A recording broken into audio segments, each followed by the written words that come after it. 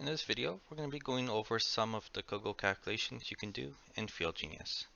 So here on the screen, you can just see I have a series of points a little bit all over the place. And what we're going to be doing is using some of the COGO functions and how you can do calculations as part of the inputs. So I'll bring up the COGO calculations here, and I'll do the traverse to begin with. So let's say we're starting from point 1. And some of the calculations you can do are right here in the azimuth and distance fields. So for example, let's say we wanted the azimuth from 1 to 3. We can enter in just 1 dot dot 3. And then once we press enter or select the next option, it will bring in the azimuth from 1 to 3. So if I did like a distance of 1 or 0.1, you can see the arrows going in that direction. So I can do something like so, and you can see the direction it's going in. I can also change this a little bit. So let's say we want the bearing the azimuth from 1 to 3, but we want to add 20 degrees to it. You'll see it'll take that azimuth and just add 20 to it. Or we can even do 20 degrees and 30 minutes, and that will also add it to that azimuth. And then you'll see the newly calculated value there. Similar calculations can be done in the distance. So let's say we have this 0.4.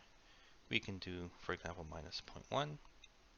Now I'll just do a 0.3 distance.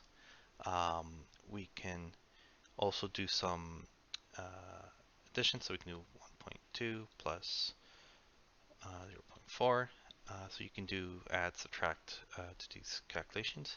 You can also do unit conversions. So for example, in this project, if you tab over, you can see where you got M, so we're in the metric. Let's say we wanted to do 1 foot. That will calculate it and convert it to meters. So you can do conversions between different sets of units, between metric, imperial, and US survey feet. And then similarly with the azimuths, we're using azimuth system here, but we can also do bearings. So I'll just kind of back out here and change the setting. So if we go into our settings and we'll go into our units and scales, I can turn on quadrant bearings. So you can see now the format here will have like the northeast, north-south, northwest. And then if we go back in here to COGO calculations, go back to traverse, do from 1. So let's say we're doing a quadrant bearing. Let's say we want to do southeast 45 degrees. Southeast being the second quadrant, we can do 2 and then 30 degrees. And we can do a distance of 0.4 here. And you can see it's converted to southeast and then the 30 degrees there. So those are a few of the different calculation methods you can do.